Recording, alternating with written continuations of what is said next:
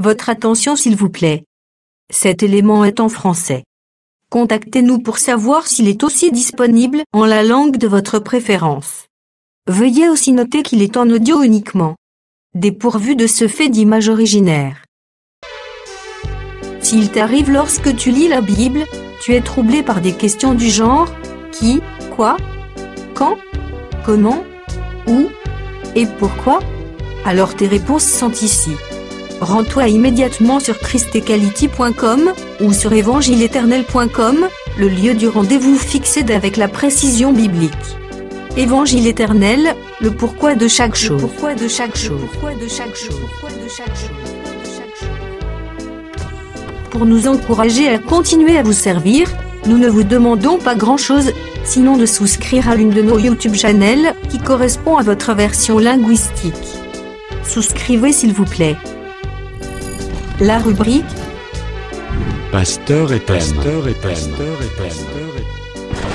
présente aujourd'hui le docteur Blaise Condé, ministre de l'Évangile éternel. Recherchez-vous les enseignements du Dr Blaise Condé? Allez sur christequality.com/blaisecondé.html. Les enseignements sont disponibles en texte, audio et vidéo.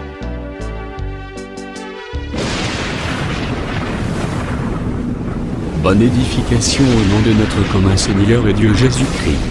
Amen. Ok, nous vous saluons au nom de Jésus. Je pense que par la grâce de Dieu, la nuit d'hier, nous avons introduit sur la ville de Gilgal, parce que nous sommes en train de parler sur les éléments de la parole de Jésus ou les éléments de la parole de Christ. Et là, nous avons commencé avec les renoncements aux œuvres mortes que nous avons liés à la vie de Gilgal. Et nous avons compris que c'est le premier pas dans la vie chrétienne. Parce que la vie de Gilgal veut seulement dire la circoncision.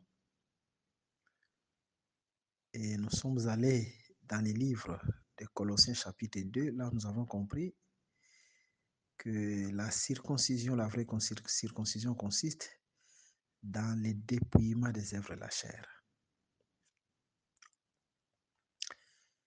Et comme c'est la première ville qu'il devait traverser, et nous avons dit que la vie de Gilgal est le premier pas dans la vie chrétienne. Le premier pas dans la vie chrétienne, c'est la repentance. Et nous sommes allés plus loin parce que Dieu parlait tantôt d'une manière, tantôt d'une autre. Dans les livres des Rites, au chapitre 3, quand Naomi est en train de dire à Ruth qu'il se lave, qu'il puisse soindre d'huile et qu'il puisse remettre ses habits, ces mouvements prophétiques nous parlent aussi de 3 différentes villes qu'il devait traverser, parce que les lavements, c'est Gilgal, et soindre d'huile, c'est Bethel, la deuxième ville qu'il devait traverser, et mettre ses habits, c'est Jéricho qui est la 3e ville qu'il devait traverser. Raison pour laquelle nous avons dit la première des choses, quand quelqu'un vient dans les choses de Dieu, il faut qu'il soit lavé par l'eau de la parole, qu'il puisse croire. Et après avoir écrit, c'est alors qu'il peut aller aux eaux de baptême d'eau. Et nous sommes allés encore plus loin dans le livre de Genèse, au chapitre 1er, c'est la création. Le premier jour, Dieu devait dire que la lumière soit. Donc, ces mouvements voulaient seulement dire que Dieu vient chasser les ténèbres. Donc, c'est la ville de Gilgal. Et le deuxième jour, Dieu qui sépare les eaux d'en haut et les eaux d'en bas et qui crée les ciels, l'espace comme étant les ciels, c'est ce que nous avons dit, les ciels, la maison de Dieu, donc c'est Bethel. Et puis, le troisième jour, nous avons dit que c'est la vie de Jéricho. Je pense que nous allons expliquer selon que le Seigneur va nous conduire. Alors, nous aimerions toucher un peu une écriture encore avant de pouvoir parler de la doctrine du baptême, parce que nous avons commencé avec le baptême d'eau, la repentance, et le baptême d'eau, nous avons placé ça dans la vie de Gilgal, donc c'est le premier pas dans la vie chrétienne. Mais avant qu'on y arrive, nous prenons une écriture dans le livre d'Exode. Exode chapitre 14. Et là, nous allons juste descendre vraiment en bas. Vous allez voir ce que l'Écriture nous dit au verset 19. L'ange de Dieu qui allait devant les camps d'Israël partit et alla derrière eux. Et la colonne de nuée qui les précédait partit et s'éteint derrière eux. Elle se plaça entre les camps des Égyptiens et les camps d'Israël. Cette nuée était ténébreuse d'un côté et de l'autre, elle éclairait la nuit. Donc, on peut s'arrêter là parce que, comme nous le disons toujours conformément à Ecclésias chapitre 3, verset 15, ce qui sera a déjà été. Et dans cette écriture que nous venons de lire maintenant, c'est le premier jour de la création. Parce qu'au premier jour de la création, Dieu a dit que la lumière soit, et la lumière fit. Et la Bible nous dit, il sépara la lumière avec les ténèbres. C'était le premier jour. De même ici, nous voyons aussi la séparation de la lumière avec les ténèbres. Donc la nuée vient se placer derrière Israël. Et cette nuée va éclairer Israël. Mais du côté de l'Égypte, cette nuée était ténébreuse. D'une autre manière, quand Dieu a dit qu'il sépare la lumière avec les ténèbres, c'est tout un peuple, c'est l'Égypte.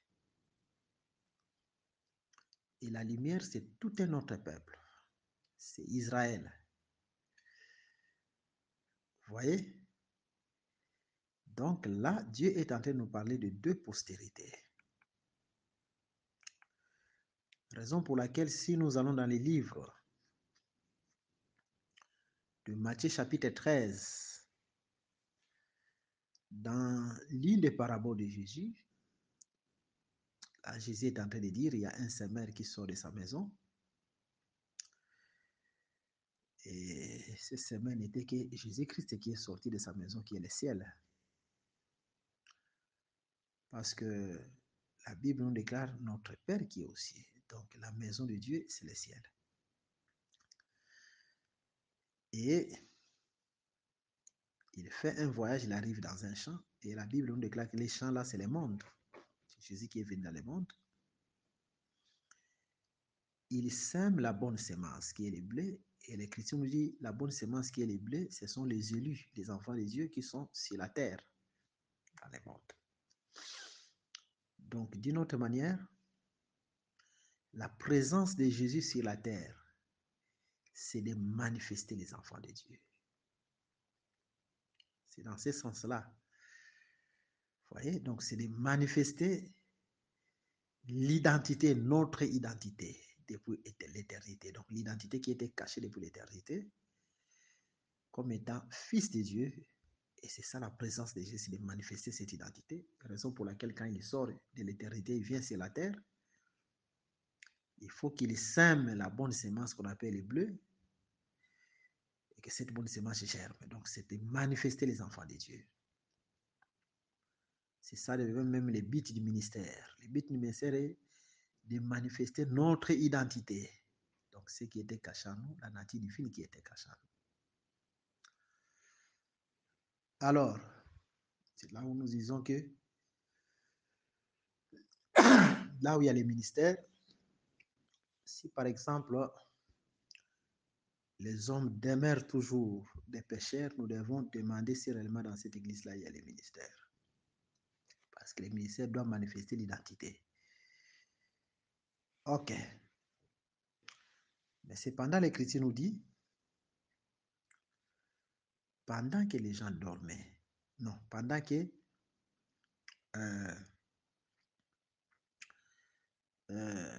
les gens dormaient, c'est ce que l'Écriture nous dit, l'ennemi est venu s'aimer, livrer qui est la mauvaise sémence, à côté du blé qui est la bonne sémence. Et les serviteurs vont dire, allons, mais allons quand même enlever la mauvaise sémence que l'ennemi avait sémée. Mais Dieu lui-même répondant, non, laissez croître ensemble jusqu'au temps de la moisson qui est le jugement. En fait, là, nous comprenons que, et là, l'Écriture est en train d'expliquer que livrés, ce sont les fils du malin ou les fils de la perdition. Donc, les fils de la perdition, nous habitons avec eux dans le monde. Ils sont à côté de nous. À l'école où nous allons, ils sont là, à côté de nous, parce que l'ivraie doit être à côté du blé. Là où nous travaillons, dans nos bureaux, ils sont là. Et dans les parcelles où nous louons, ils sont à côté de nous. Mais malgré tout cela, vous allez remarquer que le blé n'a jamais perdu son identité. Le blé restait toujours le blé et l'ivraie restait toujours l'ivraie. C'est-à-dire, un enfant de Dieu, quelles que soient les circonstances, même s'il y a confinement et qu'on ne fréquente pas les églises, mais le blé ne sera jamais corrompu, il restera toujours blé. Il gardera toujours l'identité, son identité comme étant enfant de Dieu. C'est dans ce sens-là. Mais ce qui nous interpelle là, c'est quoi? C'est que l'ivraie est sémé pendant que les gens dorment. Or, la Bible nous déclare ceux qui dorment, dorment la nuit. Donc, d'une autre manière, l'ivraie est sémé pendant la nuit. Mais c'est ce que nous venons de lire dans le livre d'Exode chapitre 14. Donc, Israël qui était du côté des ténèbres, c'est livré. Mais Israël qui est éclairé de l'autre côté, c'est le blé. Et l'ivraie était à côté du blé. C'est dans ce sens-là, parce qu'il devait être planté à côté. Vous voyez, donc cette parabole, Jésus l'a ramassée là, d'une autre manière. Alors, comment est-ce qu'on doit reconnaître que celui-ci c'est livré et celui-là c'est le blé? Donc, livré n'aime pas la lumière, livré aime seulement les ténèbres. Or, si nous allons dans les livres du Proverbe chapitre 6, verset 23, dans la Bible déclare que l'enseignement c'est une lumière. Et dans Psaume chapitre 119, l'Écriture nous dit, ta parole c'est une lampe à mes pieds. Psaume chapitre 119, verset 105. Donc, la parole c'est la lumière. Et c'est pour cette raison-là nous disons, les blés aiment la lumière. Donc, un enfant de Dieu aime l'enseignement. Mais l'ivraie n'aime jamais la lumière. Donc, un fils de perdition n'aime pas l'enseignement. Et le but, donc, un fils de la perdition aime les ténèbres, donc aime les fausses doctrines. Parce que les fausses doctrines, dans ce sens-là, c'est les noirs. Hein? Le but des fausses doctrines, c'est de rejeter la lumière, afin que les peuples restent dans les noirs. Je pense qu'une fois ici, nous étions en train de parler de l'abîme des ténèbres et que la bête doit sortir de l'abîme des ténèbres, l'abîme qui est dans les noirs.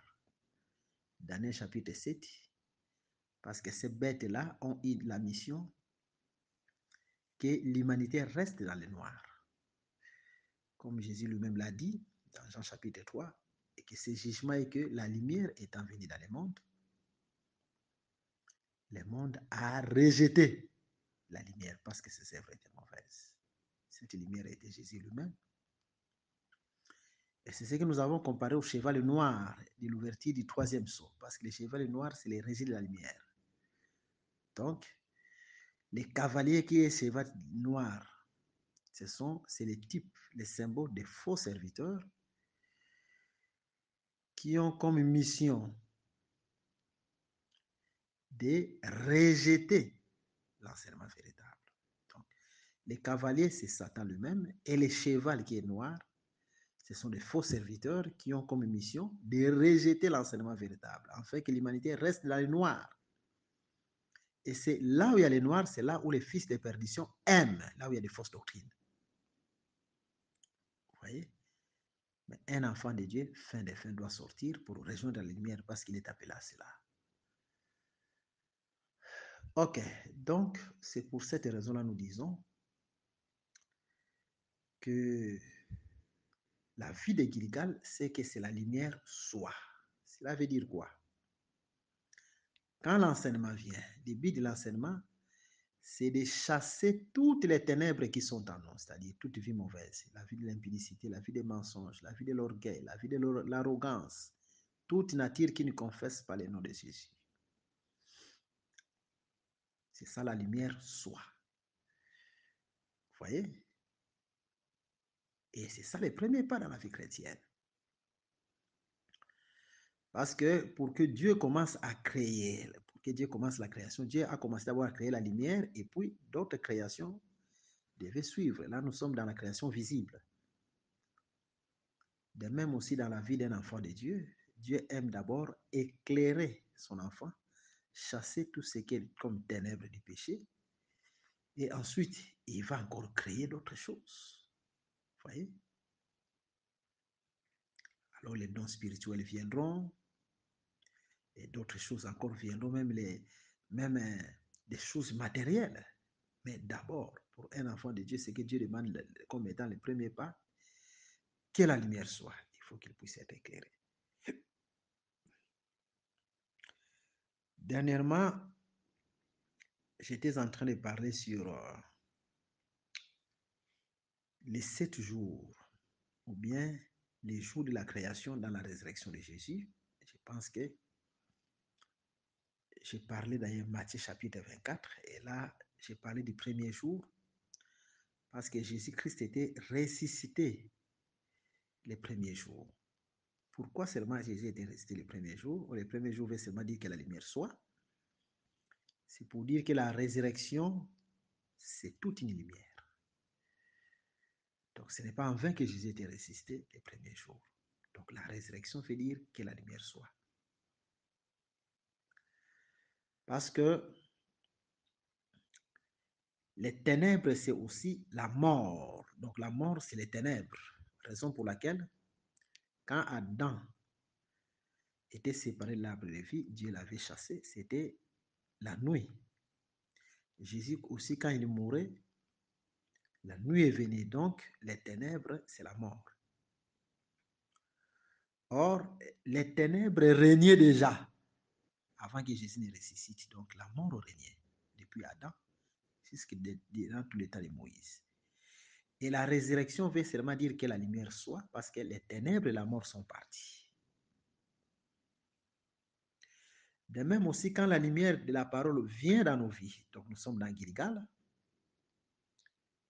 c'est la résurrection. Donc, il faut que toutes les ténèbres du péché partent. Et c'est ce que la Bible appelle aussi la mort. Et ensuite, vous êtes ramené de la mort à la vie. Donc, c'est le premier jour de la création. Donc, vous commencez votre marche. Parce que le premier jour, c'était le début de la marche. Et le début de la marche, c'est Gilgal.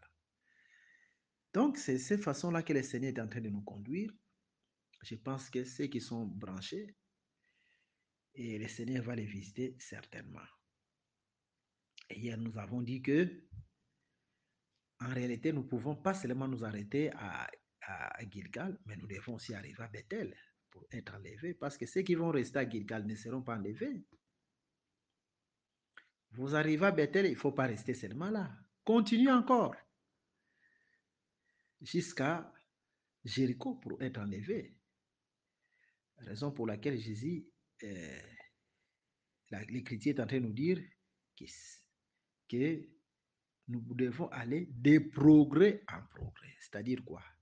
Vous êtes dans Gilgal, vous quittez Gilgal, vous allez dans Bethel, c'est un progrès. Vous allez dans Jéricho, c'est un progrès. Et puis ensuite, vous serez enlevé. Ok, que Dieu vous bénisse.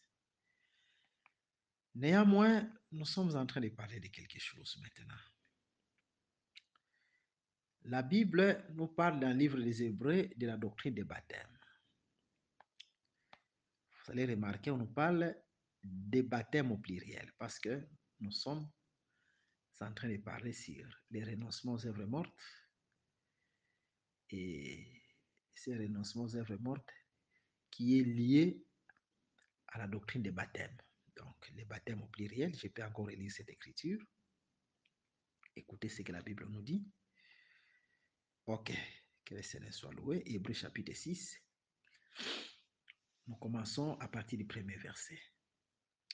C'est pourquoi, laissant les éléments de la parole de Christ, tendons à ce qui est parfait, sans poser de nouveau les fondements du renoncement aux œuvres mortes, donc Gilgal, de la foi en Dieu, de la doctrine des baptêmes, et Gilgal qui est renoncement aux œuvres mortes est lié au baptême d'eau, nous l'avons dit hier, et de la doctrine des baptêmes. Ok.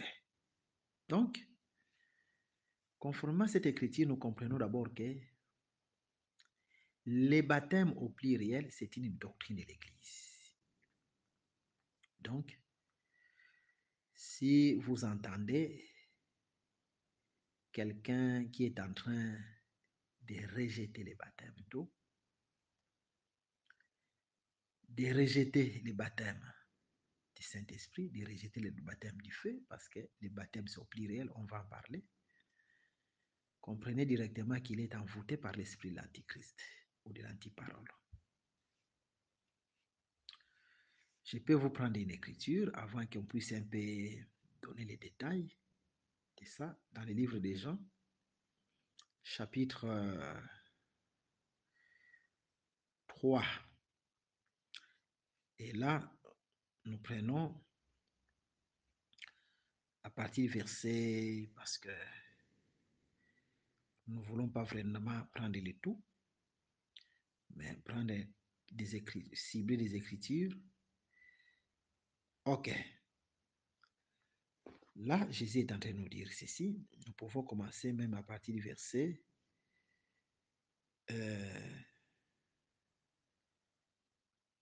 Ok. Nous lisons à partir du verset 3. Jean chapitre 3. Nous commençons à partir du verset 3. Jésus dit à Nicodème, en vérité, je te l'ai dit, si un homme n'est né de nouveau, il ne peut voir le royaume de Dieu. Nicodème lui dit, comment un homme peut-il naître quand il est vieux? Peut-il rentrer dans les seins de sa mère et naître? Jésus répondit, en vérité, je te l'ai dit, si un homme n'est né d'eau et d'esprit, il ne peut entrer dans le royaume de Dieu. Mais l'écriture est claire. Ici, la Bible est en train de faire la part d'eau et d'esprit.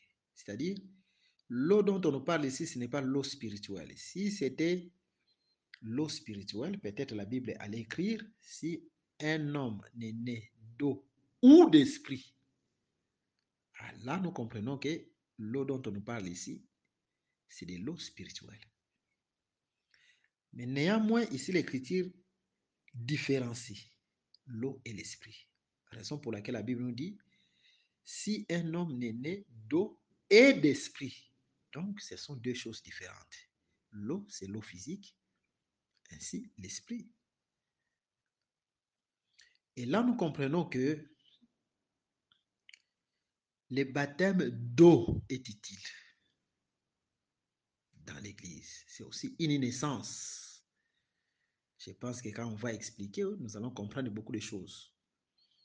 Tout comme aussi le baptême du Saint-Esprit. Nous sommes en train de dire ces choses parce que il y a des fausses doctrines qui sont glissées même dans les soi-disant églises dites églises des saints qui ne croient pas au baptême d'eau. Pour eux, l'eau est spirituelle. Mais ici, l'eau dont on parle, ce n'est pas l'eau spirituelle, c'est de l'eau physique, c'est clair, parce qu'on est en train de distinguer si un homme est né d'eau et d'esprit. Ce sont deux choses différentes. Ok. Avant de pouvoir entrer dans les vifs de notre enseignement, nous voulons un peu dire une chose. Vous allez remarquer conformément aux Saintes Écritures que Jésus était monté sur un anneau, qui est le petit d'Inanès. Et si vous lisez la Bible, vous allez comprendre avec moi que l'anneau est entré dans la ville de Jérusalem, mais l'ânesse n'est pas entrée. Cette chose est prophétique. Parce que, comme nous le disons, il ne faut jamais lire la Bible comme un journal. Mais quand tu lis la Bible, il faut lire la Bible avec un esprit de prière. Je peux vous prendre l'Écriture. Nous prenons Matthieu chapitre 21. Lorsqu'ils approchèrent de Jérusalem et qu'ils furent arrivés à Bethphagée, vers la montagne des Oliviers, Jésus envoya des disciples en leur disant, allez au village qui est devant vous. Vous trouverez aussitôt une ânesse attachée et un âneau avec elle, donc la maman et son petit. Détachez-les. On devait détacher les deux. Et amenez-les moi. On devait amener les deux à Jésus selon cette écriture. Si quelqu'un vous dit quelque chose, vous répondrez, le Seigneur en a besoin. Et à l'instant, il les laissera aller. Or, ceci arriva afin que s'accomplisse ce qui avait été annoncé par les prophètes. Dites à la fille de Sion, voici ton roi vient à toi, plein de douceur, et montez sur un âne, sur un âneau. Les petits d'Inanès, c'est très important. Jésus n'est pas entré avec l'ânesse. On va encore lire notre écriture. Les disciples allèrent et firent ce que Jésus leur avait ordonné. Ils amenèrent l'ânesse et l'anneau, mirent sur eux leurs vêtements et les firent asseoir dessus. Ok. Les firent asseoir dessus. Donc Jésus s'est assis seulement, pas sur l'ânesse et l'anneau à la fois, non. Jésus est assis sur l'anneau. On a lu ça même au début là. La plupart des gens de la foule étendirent leurs vêtements sur les chemins, d'autres coupèrent des branches d'arbres et enjonchèrent la route. Ok, ceux qui précédaient et ceux qui suivaient Jésus criaient Hosanna au fils de David, béni soit celui qui vient au nom du Seigneur, Hosanna dans les lieux très hauts. Maintenant, allons lire dans l'Écriture où Matthieu est en train de puiser ceci. Donc, dans le livre de Zacharie, chapitre 11. Parce que c'est Zacharie qui est en train de donner de grandes précisions. Écoutez ce que Zacharie nous dit dans le livre de Zacharie, chapitre 11, sur l'anneau et sur l'ânesse. Vraiment que le Seigneur nous assiste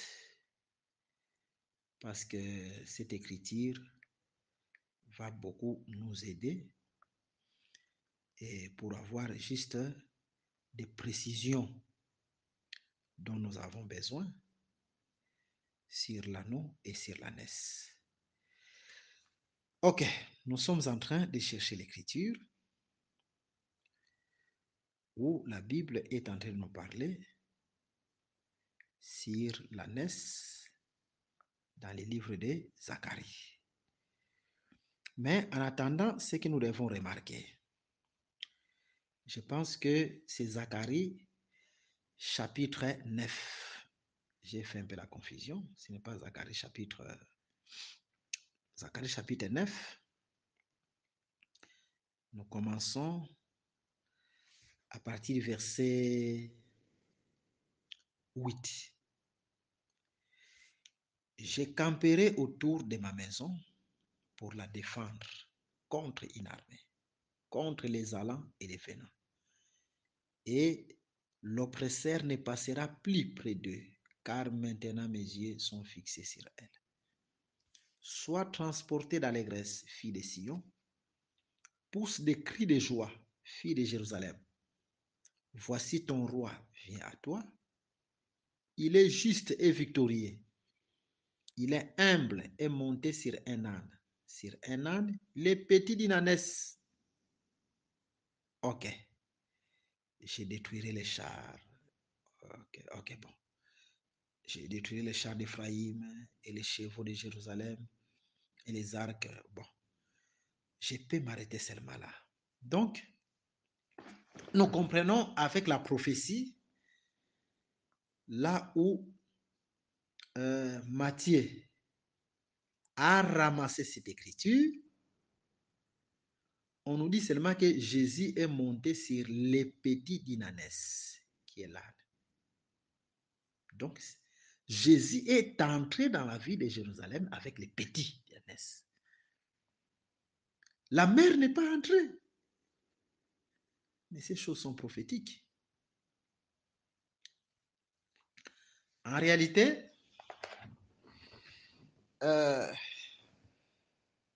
cette écriture nous sert aussi d'instruction. Je pense que la fois passée, quand on parlait de la résurrection de Lazare, nous avons démontré que la résurrection de Lazare est dans le présent. C'est Dieu qui est venu au temps présent, donc c'est le temps de l'Église. Parce que dans la Bible, il y a 3 temps prophétiques. Jésus comme étant celui qui est le même hier, aujourd'hui. Et puis, il y a encore le demain. D'une autre manière, c'est lui qui est, c'est lui qui était et c'est lui qui vient. C'est la même chose. Et là, la manière dont nous avons évolué, nous avons dit que dans les tombeaux de Lazare, quand Jésus est venu, il est venu comme étant celui qui est. Parce que la sœur de Lazare avait dit, il va résister au dernier jour. Ça, c'est la vision d'Israël. Donc, demain. Mais Jésus a dit, il va résister aujourd'hui. Il est venu pour qu'il résiste aujourd'hui. C'est le temps de l'Église. Et là, nous avons exhorté que les enfants de Dieu doivent toujours croire. Si, par exemple, Dieu doit agir dans leur vie, c'est aujourd'hui, pas demain. Parce que dans l'Église, Dieu vient au temps présent. Et là, nous avons dit que quand Lazare était ressuscité, après quoi, Jésus va se mettre à table avec Lazare et avec les vivants. C'est-à-dire, Lazare, ce sont les morts en Christ qui resteront premièrement, et les vivants, et nous les vivants, tous, nous serons ensemble. Donc, c'est le type de l'enlèvement. Nous serons ensemble avec Jésus-Christ. Et puis, en plus, nous allons remarquer que pendant qu'ils étaient là, Jésus va envoyer des disciples. Nous avons dit, pendant que nous allons fêter avec Jésus, Jésus va envoyer des disciples. Les 2 disciples-là, que Jésus enverra, ce sont les 2 prophètes, les 2 oints qui iront en Israël, pendant que nous sommes dans la fête avec Jésus dans l'enlèvement. Mais pour aller délivrer l'anneau. Et l'anneau qui sera délivré, nous avons dit, c'est Israël qui croira. Donc les petits d'Inanès, Israël qui croira. Et qui doit être délivré des alliances avec les nations. De l'alliance forte avec les nations. Et Dieu au millénium doit utiliser Israël comme étant son cheval de bataille, comme son cheval de bataille. Et Israël aussi entrera dans la gloire. Parce que Jérusalem, c'est la ville du grand roi. Et le grand roi qui viendra à Jérusalem comme étant le roi des rois, le Seigneur des seigneurs, c'est le Seigneur Jésus-Christ, donc le reine des 1000 ans. Mais néanmoins, maintenant nous entrons dans une autre chambre. Nous allons parler d'autre chose. Parce que Jérusalem, c'est le type aussi du ciel. Parce que le ciel, c'est la ville aussi du grand roi. Dans ce sens ici. Ok. Raison pour laquelle la Bible aussi nous parle de Jérusalem d'en haut. D'abord, la vraie Jérusalem d'en haut, c'est Jésus lui-même. C'est le type ou l'image du ciel. Je pense que une fois, j'étais en train de parler avec les frères sur la vie de Jérusalem qui descend d'en haut dans les livres d'Apocalypse chapitre 21. J'ai dit que cette ville est représentée d'abord comme l'épouse de Jésus, mais non seulement comme étant l'épouse de Jésus, mais cette ville est représentée aussi comme étant Jésus lui-même, la ville de Jérusalem, la Jérusalem d'en haut. Parce que vous allez remarquer dans cette ville, la Bible nous déclare que dans cette ville, il n'entrera pas des gens qui sont impurs. Donc cette ville, c'est tout un royaume, c'est le royaume des cieux qui est Jésus. Parce que personne n'entrera dans les royaumes, celui qui est impur n'entrera pas dans les royaumes. Ça ne veut pas dire que l'église n'entrera pas dans l'église, ou l'épouse n'entrera pas dans l'épouse, non. Donc cette ville a une vision comme étant l'épouse, après chapitre 21, mais cette ville a une vision comme étant le royaume de Dieu, Jésus lui-même. Vous voyez? Parce que rien d'impur n'entrera là. Donc là, c'est le royaume céleste. Alors, c'est dans ce sens-là que nous prenons aussi Jérusalem comme étant le royaume de Dieu. Parce que personne ne peut entrer dans le royaume, c'est lui qui est impur. Raison pour laquelle il faut d'abord traverser les 3 villes. Vous voyez? Après quoi, vous devez entrer dans Jérusalem, c'est-à-dire parce que rien d'impur n'entrera dans cette ville. Conformément au chapitre 21. Traversez la ville de Gilgal, vous êtes déjà purifié. Vous traversez la ville de Bethel, vous traversez la ville de Jéricho. Après, maintenant, vous entrez dans cette Jérusalem. Parce que rien d'impur ne peut entrer là. Qui est le royaume céleste. Alors, mais maintenant, vous allez remarquer d'abord que il y a 2 disciples qui devaient délier,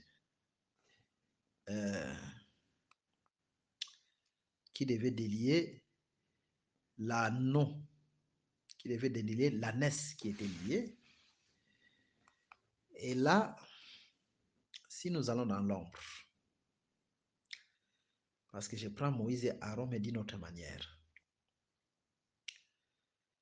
vous allez remarquer que l'anneau et l'ânesse qui étaient liés, c'est Israël. C'est Israël. Et maintenant, il y a 2 disciples qui doivent délier, c'est Moïse et Aaron. Pour quel but? Pour qu'ils entrent à Jérusalem. Jérusalem, c'est où? C'est Canaan. Mais toutes les 2 sont délivrées, sont déliées, l'anneau et l'ânesse. Parce que Jésus a dit, amenez-les-moi. Mais quant à l'entrée à Canaan, tout Israël ne pouvait pas entrer parce que la mère ne peut pas entrer. Raison pour laquelle vous allez remarquer que ce sont les petits qui sont entrés à Canaan. Les petits qui sont entrés à Canaan, les enfants qui sont entrés à Canaan, c'est ce qu'on appelle les petits de l'ânesse. Parce que c'est le petit qui doit entrer à Jérusalem. La mère ne peut pas entrer. La Bible nous déclare que tous les pères qui sont sortis d'Égypte ne sont pas entrés. Mais l'écriture est claire. Ils ne sont pas entrés. Pourquoi? Parce que la mer ne peut pas entrer. Mais néanmoins, ils étaient délivrés. C'est-à-dire quoi? Ils ont été délivrés, mais ils n'entrèrent pas. Tous étaient délivrés parce que déliez-les-moi, c'est la délivrance. Mais quant à l'entrée, c'est l'anneau qui doit entrer. Mais la l'ânesse ne peut pas entrer. On va en parler par la grâce de Dieu. L'écriture est claire. Ah, Dieu est merveilleux. Raison pour laquelle vous allez remarquer, dans les livres d'Apocalypse chapitre 12, il y a aussi la mère qui est pendant les douleurs d'enfantement, mais le petit entre, qui est le fils, entre, mais la mère n'est pas entrée. Mais l'écriture est claire, c'est-à-dire ce qui sera a déjà été. Apocalypse chapitre 12. La mère pendant les douleurs d'enfantement, mais le petit est entré, mais la mère n'est pas entrée. Ok. C'est dans ce sens-là, dans les contextes de l'Église, je pense qu'on est en train d'expliquer ça. Nous avons dit que l'enveloppe, c'est la chair, c'est le corps physique. Et la chair et le sang ne peuvent pas hériter le royaume de Dieu. Donc c'est la mère. Elle doit rester. Mais le petit qui doit partir, c'est un autre corps qui est caché en nous. Parce que Jean l'a dit, on a lu cette écriture avec vous, que nous sommes maintenant enfants de Dieu, mais ce que nous serons n'a pas encore été manifesté. Donc cela est caché en nous, c'est le Fils. Et quand cela sera manifesté, nous serons semblables à Jésus. Ok. Donc c'est le jour de l'enlèvement où nous serons manifestés. Ce corps reste comme étant la mer, parce que la mer ne peut pas entrer. À Jérusalem, la mer ne peut pas entrer dans les royaumes. Ce corps ne peut pas entrer. Mais c'est la parole qui est cachée en nous, qui doit entrer, qui doit retourner à Jésus. Donc, quand nous allons revêtir un autre corps, qui est le corps spirituel, semblable à Jésus lui-même, et c'est ce qui entrera. Je pense que la fois passée, on a expliqué cela. Donc, ce qui sera a déjà été. Et vous allez remarquer que il y a deux qui devaient délivrer Israël. Et ces deux-là, c'était Moïse et Aaron. Or, Moïse, c'est le type de notre Seigneur Jésus-Christ. Quand il est venu dans la chair, c'était pour nous délivrer. Parce que Moïse lui-même, dans Exode, chapitre 40, Exode chapitre 18, Deutéronome chapitre 18 est en train de dire, Dieu vous suscitera un prophète comme moi. Et de même, Moïse avait un langage difficile. Jésus, de même, quand il vient dans Jean chapitre 12, il dit, pourquoi ne comprenez-vous pas mon langage? Donc, Jésus, c'est le vrai Moïse. Et c'est dans ce sens-là que nous sommes en train d'évoluer.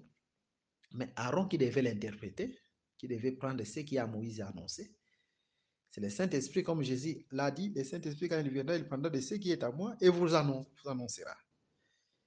Et comme Aaron était le grand frère de Moïse, c'est-à-dire Jésus dans le corps du Saint-Esprit, il a existé avant le corps terrestre que Jésus a porté. Et nous comprenons que pour la délivrance de l'Église, Dieu a envoyé deux. C'est-à-dire, Dieu est venu d'abord dans la chair, et il a fait l'œuvre de la croix.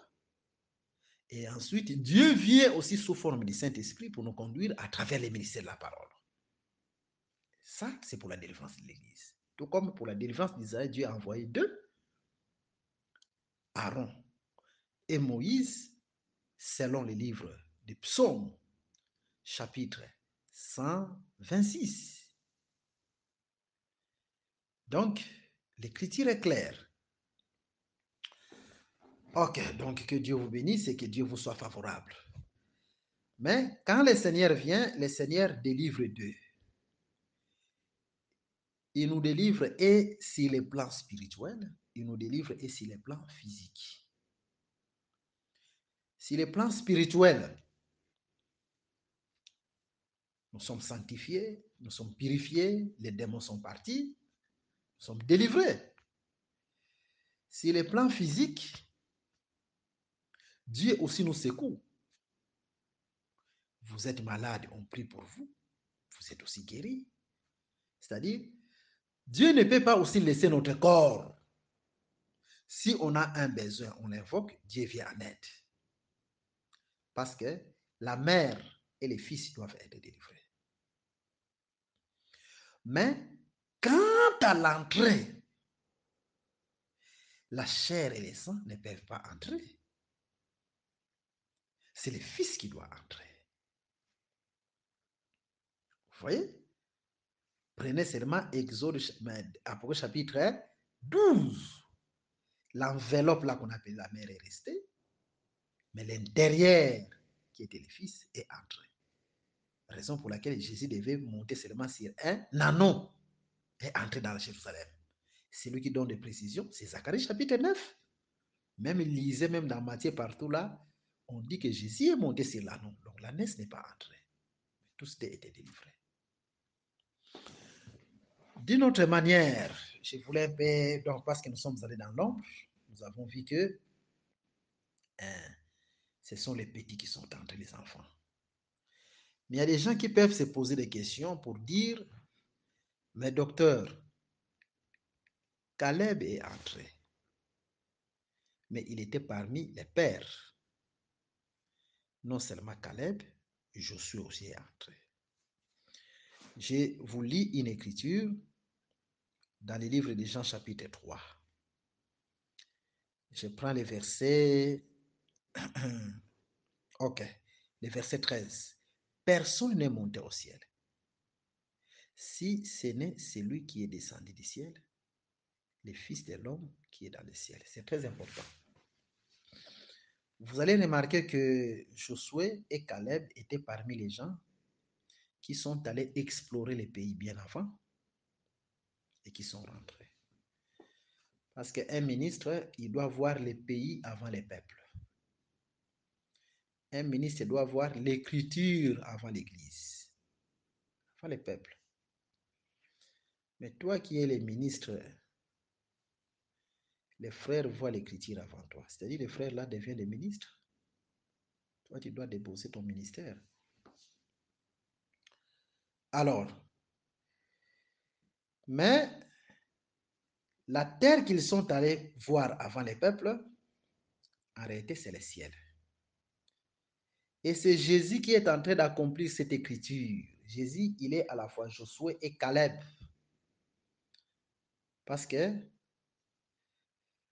Josué et Caleb doivent entrer avec les peuples dans la terre promise, mais ils ont déjà été là. De même, Jésus ici est en train de dire, personne n'est monté au ciel, si ce n'est que celui qui est descendu du ciel, le Fils de l'homme qui est dans le ciel. D'une autre manière, celui qui doit nous introduire au ciel, lui-même a été déjà dans le ciel. Donc c'est Josué et Caleb. Ce n'est pas en vain que Dieu a laissé cette brèche-là.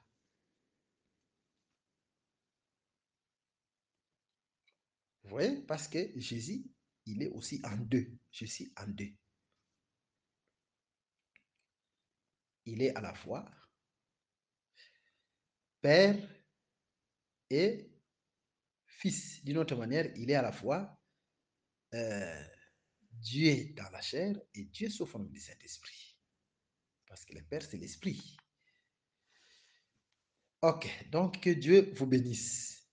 Donc, Josué et Caleb parlaient de Jésus lui-même qui devait nous faire entrer dans la terre promise, mais lui-même a déjà été là, qui est le ciel. Ok. Maintenant, d'une autre manière, La nature du Fils, c'est la nature de repentance, la nature de l'humilité. Nous prenons une écriture dans les livres de Matthieu au chapitre 18. Écoutez ce que la Bible nous dit. Matthieu chapitre 18. Nous prenons les versets 3, verset 2, et puis nous descendons. Jésus, ayant appelé un petit enfant, le plaça au milieu d'eux et dit, je vous le dis en vérité, si vous ne vous convertissez et si vous ne devenez comme les petits enfants, vous n'entrerez pas dans le royaume des cieux. Très important. Mais Jésus a ramassé cette écriture où? Mais à Moïse. Parce que ceux qui doivent entrer dans la terre promise, type du royaume des cieux, devaient être des enfants. Et puis il va au verset 4. C'est pourquoi quiconque se rendra humble comme ces petits enfants sera le plus grand dans le royaume des cieux. Ok. Donc, conformément à cette écriture, un petit enfant, c'est la nouvelle naissance. Donc, celui qui ne va pas se convertir et devenir comme les petits enfants. Donc, un petit enfant, c'est la nouvelle naissance, c'est naître de nouveau. C'est comme quand nous lisons dans la Bible, et quand Naaman devait se jeter 7 fois dans les Jourdains, la Bible déclare sa peau, sa chair est devenue comme celle d'un petit enfant. Donc, d'une autre manière, Naaman est né de nouveau. Mais qu'est-ce qui a fait naître Naaman de nouveau? C'était l'eau du Jourdain. Et ce qui doit nous faire naître de nouveau, c'est l'eau de la parole. C'est là où nous avons dit, la première des choses, c'est un enfant de Dieu, il faut que l'eau de la parole tombe sur lui. Il se répand, donc renoncement aux œuvres mortes, et il va aux eaux de baptême d'eau. C'est la nouvelle naissance, donc naître d'eau, comme nous l'avons lu. Hein? Donc, l'écriture est claire. Là, il devient enfant. Et l'enfant aussi est lié à l'humilité. Quiconque se rendra humble comme ces petits enfants. Donc, l'enfant aussi est lié à l'humilité. Donc, on reconnaît quelqu'un qui est né de nouveau comment? Quand cette personne est humble vis-à-vis de la parole de Dieu. Si on lui apporte la parole, il ne s'entête pas s'il connaît qu'il est dans l'erreur, qu'il est dans les péchés, il s'humilie, Dieu le pardonne et Dieu lui donne la force de marcher encore. C'est comme ça qu'on reconnaît l'enfant de Dieu. Maintenant, conformément à cette écriture, c'est ce qu'on appelle les petits de la naisse. Donc, d'une autre manière, qui entrera dans le royaume, c'est celui-là qui est né de nouveau, la nouvelle naissance. Donc, traverser la première ville qu'on appelle Gilgal. Renoncement aux œuvres mortes, baptême au nom de Jésus-Christ. Il faut traverser. Parce que quant à la délivrance, tout le monde qui vient dans l'église locale, dans les assemblées, Dieu peut visiter tout le monde. Il délivre son corps, par exemple, d'une maladie. Il délivre son corps des démons. C'est comme la maman et les fils tous étaient délivrés. Mais est-ce que cette personne-là, dont son corps est délivré des démons, est née de nouveau? Parce que si cette personne-là n'est pas née de nouveau, il n'entrera pas ou elle n'entrera pas. Parce que la mère n'entrera pas. C'est le petit qui doit entrer. C'est-à-dire celui qui est né de nouveau, la nouvelle naissance. Renoncement aux œuvres mortes. Baptême au nom de Jésus-Christ. Alors suivez-nous attentivement. Nous revenons dans notre écriture de départ. Parce que dans Hébreux chapitre Si on nous parle de la doctrine des baptêmes, c'est au pluriel plusieurs baptêmes. Maintenant, ces plusieurs baptêmes, en réalité, il y en a combien? Allons dans le livre de Matthieu au chapitre 3. Écoutez ce que la Bible nous déclare. Matthieu chapitre 3, nous prenons le verset 11. Moi, je vous baptise d'eau pour vous amener à la repentance. Mais celui qui vient après moi est plus puissant que moi. Et je ne suis pas digne de porter ses souliers. Lui, il vous baptisera du Saint-Esprit et de feu. Donc, conformément à cette écriture, nous voyons, il y a 3 baptêmes. Il y a les baptêmes d'eau, il y a les baptêmes du Saint-Esprit et il y a les baptêmes du feu. Qui baptise d'eau? C'est les ministres, parce que Jean-Baptiste est le type de ministre. C'est lui qui baptise d'eau. Et puis, qui baptise du Saint-Esprit et des feux? C'est Dieu lui-même qui baptise des feux et du Saint-Esprit. Donc, d'une autre manière, dans une église quelconque, les services de baptême d'eau, c'est les ministres de la parole qui doivent les faire. Si le ministre de la parole ne le fait pas, il peut recommander un disciple, donc un futur ministre, comme Jésus l'a fait. Si vous lisez Jean chapitre 4, à partir du premier verset, vous descendez, Jésus a recommandé à ses disciples aussi de baptiser. Mais un disciple ne peut pas aller baptiser seulement, il sort comme ça. Et même aller dans la mission, un disciple ne peut pas aller dans la mission seul. Il doit être recommandé. Donc, le baptême, quand tu as un disciple qui est reconnu, quand ce disciple-là est recommandé, il n'est pas parti de lui-même. Parce que quelqu'un qui n'est pas encore associé au ministère et qui a la grâce, il doit travailler à côté du ministre, comme Paul qui pouvait marcher d'abord avec Timothée comme étant un disciple, de Tite d'abord comme étant des disciples, mais plus tard ils ont été associés au ministère. Et Paul pouvait recommander Timothée d'abord comme disciple, quand même plus tard comme ministre, ainsi comme Tite. C'est dans ce sens-là que nous parlons, et non des disciples qu'on appelle des astres errants, qui travaillent selon qu'ils veulent, sans être contrôlés. Donc, tous ces services-là qu'ils font, Dieu ne les connaît pas. Et nous allons remarquer aussi un disciple qui a baptisé dans Actes des Apôtres chapitre 8, c'était Philippe, mais Philippe était déjà reconnu à Jérusalem comme étant un disciple, raison pour laquelle vous allez remarquer même il est témoigné dans l'église de Jérusalem, c'est-à-dire c'est un disciple qui était déjà recommandé à partir de l'église. Donc, à l'église de Jérusalem, il était déjà connu par les apôtres. C'est dans ce sens-là. Ok. Maintenant, remarquez une chose, chers bien-aimés.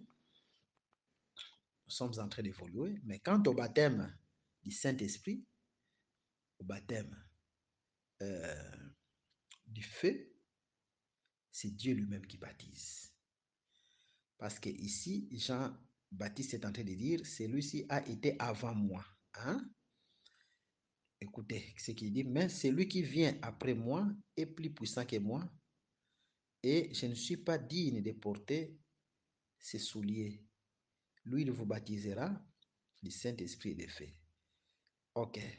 Vous allez remarquer toujours, celui dont il est en train de témoigner ici, il est plus puissant parce que c'est Dieu lui-même. Non seulement il est plus puissant, mais dans d'autres écritures, il est en train de dire il a été avant lui. Donc Jean-Baptiste reconnaissait que Jésus-Christ qui était le plus puissant, c'est Dieu lui-même qui lui a précédé, qui a été avant lui.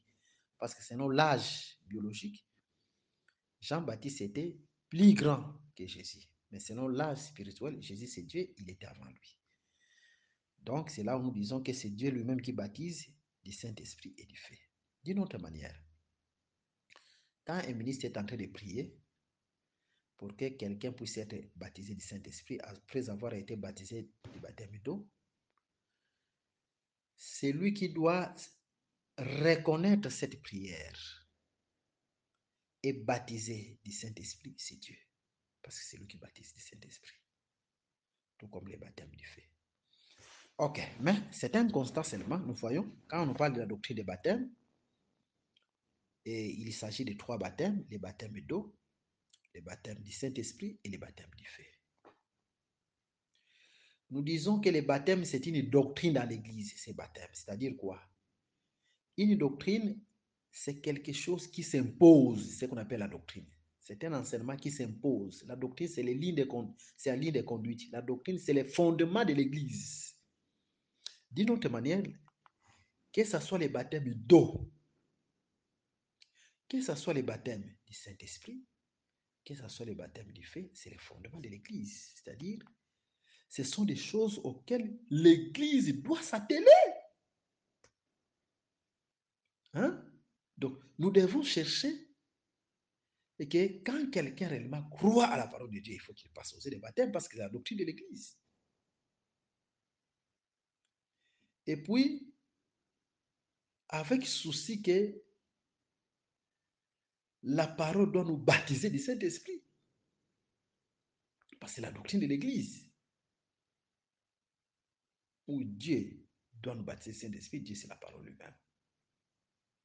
Tout comme le baptême du feu, c'est la doctrine de l'Église. Je pense que quand on va expliquer toutes ces choses-là, nous allons bien comprendre. Jusqu'à-là, nous sommes encore au début. Maintenant, allons dans une autre écriture et nous allons comprendre si la Bible se contredit d'elle. Nous prenons Éphésiens, chapitre 4. Écoutez ce que la Bible nous dit. Pour ne pas tout lire, nous prenons le verset 4. Éphésiens 4, 4. Il y a un seul corps et un seul esprit, comme aussi vous avez été appelés à une seule espérance par votre vocation. Il y a un seul Seigneur, une seule foi, un seul baptême. Oh, ici l'Écriture nous dit qu'il y a un seul baptême. Mais de l'autre côté, nous venons de voir, il y a la doctrine des baptêmes au pluriel, donc il y a plusieurs baptêmes, il y en a 3. Est-ce que la Bible se contredit-elle? Non. La Bible ne se contredit pas parce que dans la Bible, les Écritures s'interprètent elles-mêmes. Raison pour laquelle nous disons qu'une église véritable n'est pas bâtie sur il est écrit, non. Mais une église véritable doit être bâtie sur il est aussi écrit. Parce que il est écrit, c'est l'enseignement de Satan. Quand Satan est venu devant Jésus, Matthieu chapitre 4, il a ouvert sa bouche. Il a dit, il est écrit. Parce que la bouche, ce sont des serviteurs. Dieu a dit à Moïse, je t'ai fait Dieu, Aaron sera ta bouche. Et il va plus loin, il explique ta bouche veut dire ton serviteur, ton prophète. Donc la bouche, c'est le prophète, c'est le serviteur. De même, la bouche là que Satan a ouvert en disant il est écrit, il ne faut pas aller voir une bouche physique. Arrêtez, ce sont des faux ministres, des faux serviteurs qui ont même créé des églises, des assemblées, des grands bâtiments, des grands temples. Et surtout chaque dimanche, ni t'étais le coronavirus, vous allez les voir dans leur temple avec des Bibles sous aisselle, devant leur chair, ainsi de suite. Soi-disant, il est écrit, il est écrit. Mais le premier qu'il a dit, c'est Satan. Mais Jésus n'a pas dit il est écrit, il a répondu il est aussi écrit. Donc, l'église véritable doit être bâtie sur il est aussi écrit. Parce que Dieu a écrit 2 fois. Jésus, on lui amène la femme en flagrant délit d'adultère, Jean chapitre 8, il commence à écrire pour la première fois, on condamne la femme. Il interrompt d'écrire, il parle. La deuxième écriture, la femme est justifiée. Il a écrit 2 fois. Les 2 tablettes à Sinaï, la première tablette, Dieu a brisé, il est allé encore écrire. Il a écrit 2 fois. Ainsi, nous disons que Jésus-Christ qui a écrit 2 fois sur la terre, c'est l'Éternel qui a écrit les 2 tablettes, la première fois et la deuxième. C'est clair. Vous voyez? Alors, d'une autre manière, quand il y a une écriture, quelque part, il faut savoir, il y a une autre écriture qui doit interpréter l'autre écriture. De même, la première écriture, c'est la loi, et la deuxième écriture qui a interprété la loi, c'est la grâce. Mais d'une autre manière, il est aussi écrit, c'est-à-dire, quand vous prenez une écriture, c'est-à-dire, il y a une autre écriture qui doit interpréter l'autre écriture. Mais Satan n'est pas là-bas. Satan seulement, il est écrit comme il le voit, sans interprétation. C'est ça la fausse doctrine.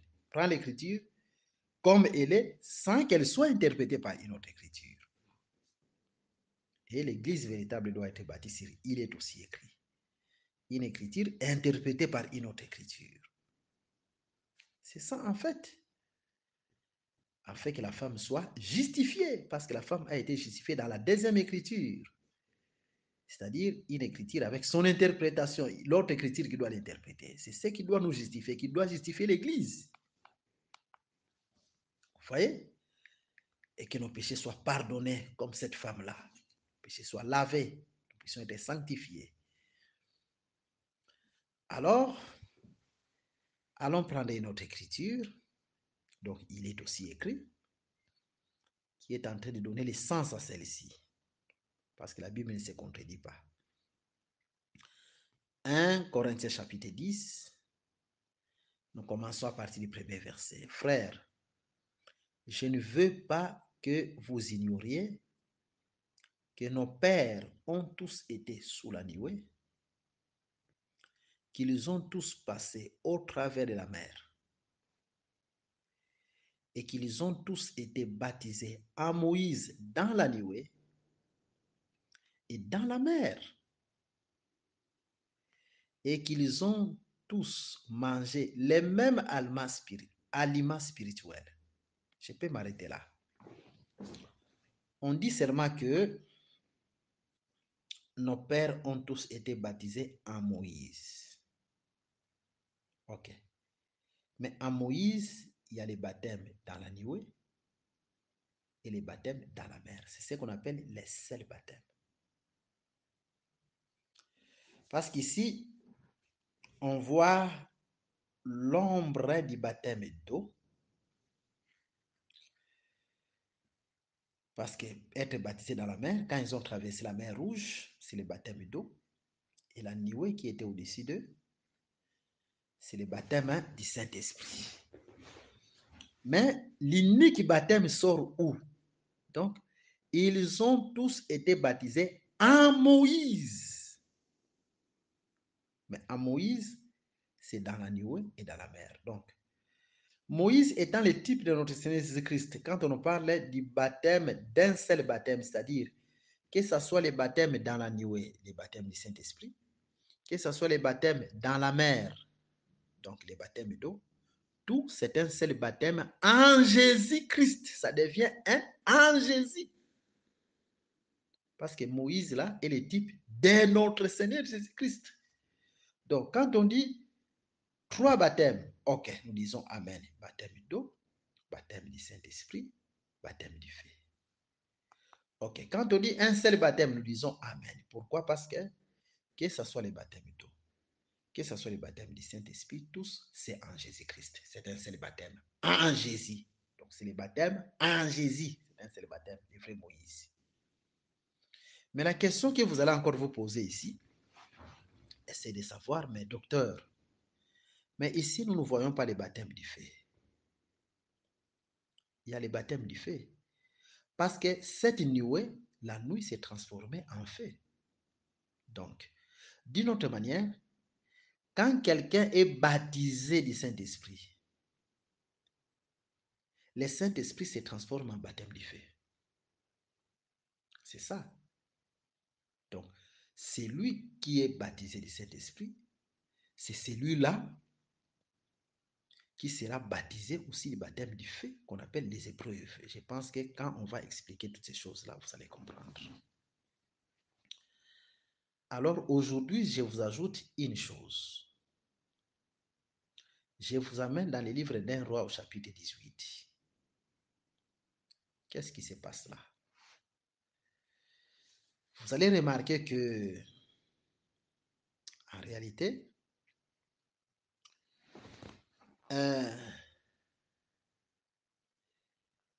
Élie le prophète, il a d'abord commencé à bâtir l'autel sur 12 pierres. Après quoi, on devait verser de l'eau sur l'autel, une bonne quantité d'eau. Et après quoi, le feu devait descendre. Cette chose-là, cette démarche est prophétique. C'est pour dire quoi? En réalité, les 12 pierres, c'est l'enseignement de 12 apôtres. Sur quoi la vraie église doit être bâtie. Et ensuite, si quelqu'un croit à l'enseignement des 12 apôtres, parce que hier, je vous ai dit, le vrai baptême doit être dans la vraie doctrine. Parce que le Nique éthiopien a été baptisé après que l'écriture est interprétée. Le vrai baptême doit être dans la vraie doctrine. Et nous disons, encore nous ajoutons en disant, que les 12 pierres, c'est l'enseignement des 12 apôtres, après quoi l'eau viendra. Donc, l'eau qu'on a versée sur l'autel, c'est ce qu'on appelle le baptême d'eau. Et après le baptême d'eau, c'est le feu qui descendra, c'est-à-dire c'est le baptême du Saint-Esprit. Vous voyez? Donc, tout commence d'abord par les fondements, l'enseignement des 12, et ensuite les baptêmes d'eau, et ensuite les faits, c'est le baptême du Saint-Esprit. C'est ce que Pierre est en train de dire à Actes des Apôtres chapitre 2, verset 38, parce que les gens devaient d'abord croire à la parole, c'est-à-dire les fondements apostoliques, et ensuite Pierre leur dira, quand ils sont repentis, après avoir écouté la parole de Dieu, alors soyez baptisés au nom de Jésus-Christ. Donc ça, c'est l'eau qui est descendue sur l'autel. Et ensuite, vous recevez le don du Saint-Esprit. C'est le feu qui devait descendre. Mais c'est le fait de cette façon-là. C'est comme ça que Dieu a conçu les choses. C'est comme ça que Dieu a conçu les choses. Je pense que par la grâce de Dieu, il y a des choses encore qu'on va vraiment parler, parce que jusque-là, nous sommes encore dans la vie de Gilgal. Et on va entrer encore en profondeur sur les baptêmes d'eau. Et le baptême du Saint-Esprit aussi, on va exploiter ça quand on va parler de la deuxième ville, qui est la ville de Bethel. Tout comme le baptême du feu. On va encore en parler. Si nous disons que le Seigneur Jésus-Christ vous bénisse, qu'il vous soit favorable et que vous trouvez grâce à ses yeux. Le Seigneur nous fera grâce de pouvoir encore continuer à ajouter selon qu'il est en train de nous conduire. Mais les livres qui est publié, que le Seigneur vous fasse de même grâce de pouvoir les lire, parce que nous avons besoin vraiment qu'on sente que les gens sont en train de lire les livres. Comme nous le disons toujours, notre objectif, c'est l'encadrement spirituel. Que Jésus vous bénisse et qu'il vous vienne en aide. Au nom de Jésus, nous prions ainsi. Amen. Merci d'avoir suivi ce message et que Jésus-Christ vous bénisse. Si vous avez une question à l'intention de l'homme de Dieu, si vous voulez que l'homme de Dieu prie pour vous, si vous voulez vous confier à l'homme de Dieu, ou si vous voulez tout simplement bénir l'homme de Dieu, contactez-le directement si ses coordonnées sont disponibles depuis sa page. Sinon, contactez-nous et nous lui transmettrons vos préoccupations. N'oubliez pas de faire un tour à notre page évangélisation pour voir en quoi vous pouvez vous rendre utile à Christ par cette œuvre. Que Dieu vous bénisse tous. Amen. ChristQuality.com. Les cieux en un clic de la souris. Évangile-éternel.com, le site de l'Évangile éternel. Christ Equality Fondation, équilibrer la manne ramassée dans le désert de sorte que chacun ait un eumère.